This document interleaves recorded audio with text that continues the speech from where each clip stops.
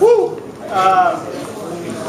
This is overwhelming. You know, we set some targets when we started sending out invites, and I think we've hit that and then some.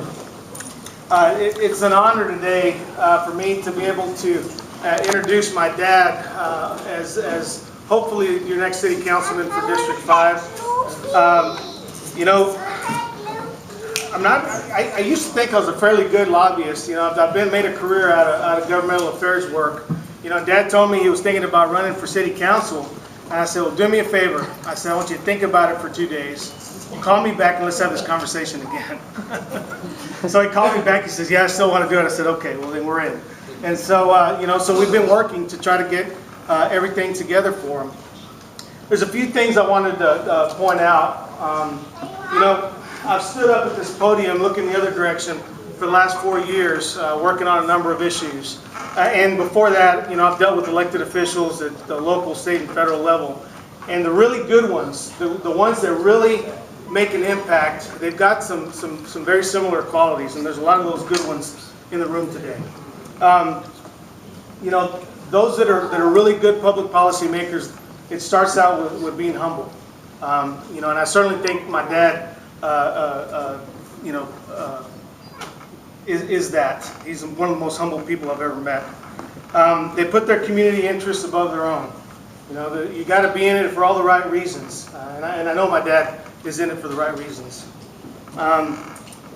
You got to actively engage in the process. You can't be a passive policymaker. You got to get in there and get your hands dirty. And you know, my dad can, you know, do everything from, you know, get one of his properties ready for, you know, for rental, to get in there and dig a fence post. You know, and I've never known anybody who's gotten his hands dirty the way my father has in the past. And at the end of the day, and this is probably the hardest one for elected officials to, you know, to deal with, is sometimes you got to make tough decisions when you know those decisions may not be popular but are the right thing to do. And I certainly would tell you that my father is that. Before I turn it over to Dad, I wanted to just talk a little bit about who he is as a person. You know, my dad has not had it easy in this life. He comes from a huge family, and a lot of them are here today, and I think you'll see them. Most of them have shirts on. He graduated from Miller High School in 1973. He was actually class president back in the day. He went on. He went to work. He had a family he needed to support, so he went to work, and he, you know, got out there and started earning a living. And he's done it every day since he graduated from high school. In that time, he got his associate's degree from Del Mar College. At night school, he went to CCSU, and he got his night school, his bachelor's degree in finance. You know, he went into the private sector. He was a purchasing manager for Semtech. Y'all remember that facility right outside the airport? You know, you turn into the airport, big brown building. Used to be Lambda Electronics. Turned into Semtech. He worked there, purchasing materials, trying to keep that business going. And then he went off on his own. And he's become a successful small business owner. At the same time, he has been president of the Westside Business Association.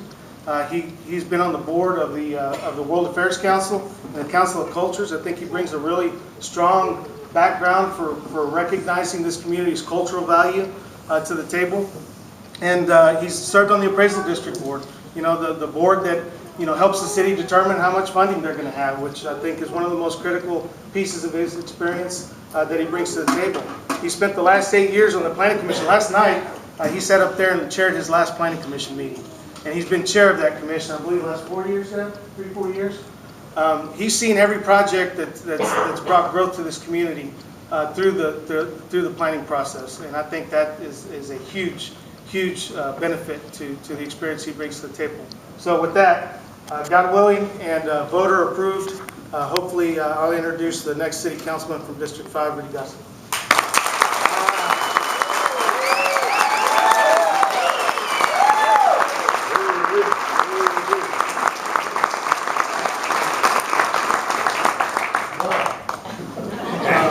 Thank you, Rudy. Man, I didn't know who you were talking about.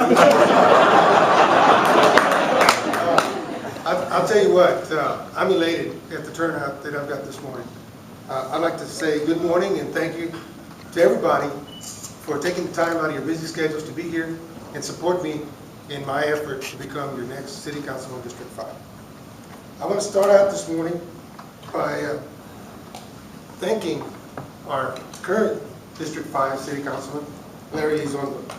He has represented District 5 in a very capable manner for the past 6 years. He has accomplished much for our area, including the much-needed reconstruction of Yorktown and Staple Streets. As Rudy mentioned, I have served the community in different capacities.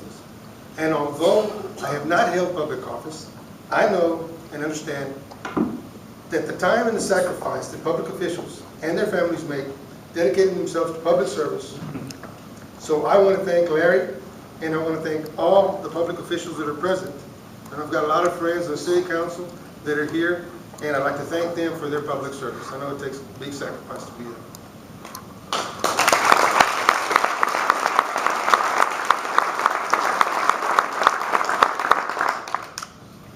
I saw Rosie from the Hispanic Chamber here a few minutes ago, and I want to thank Rosie for her service on the Hispanic Chamber.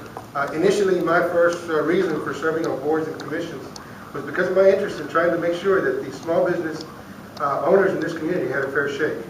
And quite honestly, I applaud her efforts in helping small businesses in Corpus Christi grow. I know that Joe Guzman said he was going to be here, but I thank the Chamber of Commerce for their efforts in trying to help us manage the way we go forward and trying to battle some of the issues we have related to our windstorm. I've learned a great deal from my tenure on the Planning Commission. My fellow commissioners, staff, and the participating public, and the decisions we've affected have affected a great many of the citizens of our great city, Corpus Christi. Throughout these years, we have reviewed and made recommendations for capital improvement plans, budgets, and bond packages that were presented to the voters of Corpus Christi. My fellow commissioners and I have made some tough recommendations on zoning, future development, water, wastewater, and stormwater plans. And we've worked long hours on documents necessary to pass the Universal Development Code. We have done all we could to push projects that would help our community grow and prosper. It may seem like we've accomplished much, but when you look at the bigger picture, we have much more to do. I'd like for the planning commissioners that are present to please raise your hands. And we have some present and some previous. James Koparsik is here. I see Mark Adame, our vice chairman, Javier Huerta, and I know I saw Gabe here, and Govind Ladkorni's here. So we have a bunch of our planning commissioners here, and I'm telling you that it's a lot of work, and they make a huge contribution to our community. I feel that like many cities in this great nation, we are at a crossroads. I look at the budget, the capital improvement plan for the next 10 years, and the proposed bond packages, and I see that with our current funding stream, we don't have the resources to meet all the needs of our community. We have to make some real difficult decisions. It does not matter how we got to where we are today. We are where we are, and we need to take necessary steps to adopt the right policies to put us on firm footing. I commend our city manager for doing the right things by asking the various departments to develop plans for the areas that they're responsible for, and then hold them accountable for those plans.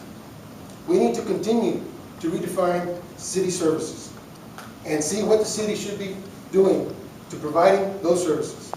We need to look for ways to benchmark how well we do those services and at what cost, so that we can do whatever we need to do so that we can live within our means. Services that the city provides that can be contracted out more efficiently should be looked at for possible cost reduction opportunities. Good examples of these successful ventures are, with Rudy's help, the city contracted out our municipal-owned golf facilities and our current recycling efforts. But I know we can do more. Some city departments operate better than others, and I don't believe it's just due to a difference in funding. Some departments need to be revamped, and I believe the city manager has a good plan in place to get that done.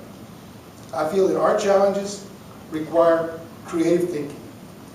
The initiatives of the Type A Board, Eloy, Butch, Robert, and Foster, have helped plant the seeds for good economic diversification and growth in our area.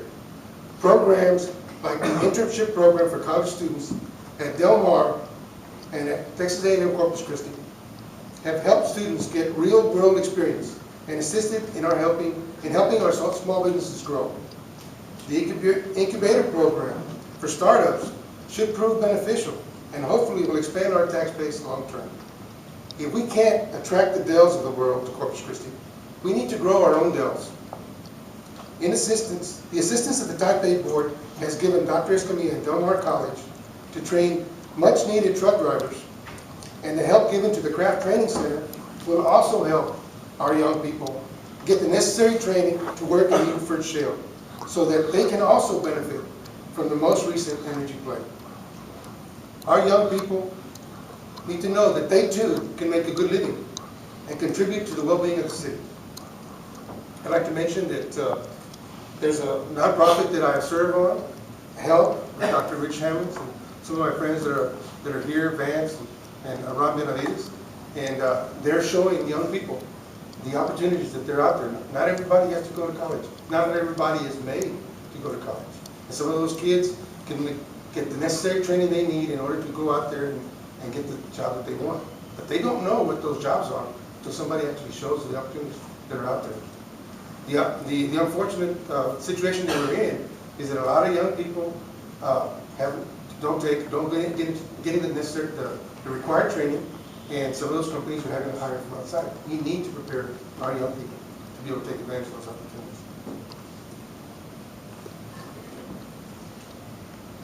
In addition, our staff, our council, have put together some creative ideas in order to give Schlitterbaum the best opportunity to become a reality. This project will greatly enhance our city as a tourist destination. Because of these opportunities and more, our local economy looks very promising against other areas of the country.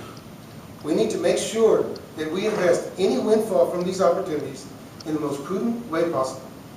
I entered this race because I'm concerned about our streets and our infrastructure. The needs are many and the dollars are few. We can look at all areas for cost reduction opportunities, but I believe that we have to realize that we need to develop more funding sources to be able to provide the quality of streets we deserve and then replace the underlying infrastructure we need in order to deliver the basic services that we've grown accustomed to. We need to grow the pie in order to expand our tax base. We, the Planning Commission, recommended to the City Council that we send to the voters a basic $55 million package that would address a small number of street projects, but that would also include the utilities replacement under those street projects. This package would be what the city can afford without a tax increase and without putting any pressure on utility rates. I believe that this kind of transparency is what you, the citizens of Corpus Christi, deserve. And it will lead to future success in bond elections going forward. I'm a fiscal conservative, and I will do all I can do to invest your tax dollars wisely. Enough about what I plan to do if and when I get elected for City Council, District 5. I'm going to tell you what my plans for the campaign. The plans are simple. We will do everything we need to do to run an honest, successful campaign. We're in it to win it. I want to thank a few people. I want to thank Bill Stockley for the fast signs, for being able to help me with our signs this morning. I want to introduce my family. My mom, Becky.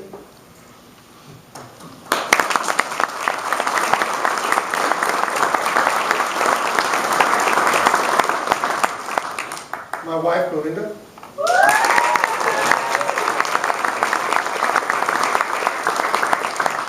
We got too many kids to name them all, but all my kids and my grandkids, and I've got all my cousins.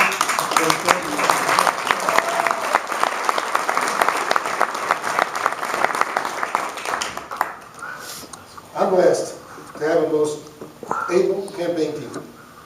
Luis Salazar and Gabe Guerra are my co-campaign managers.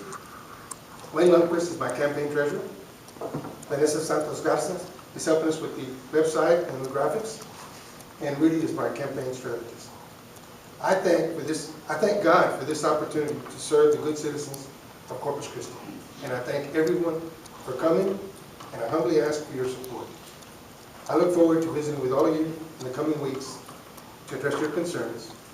Thank you, and God bless you.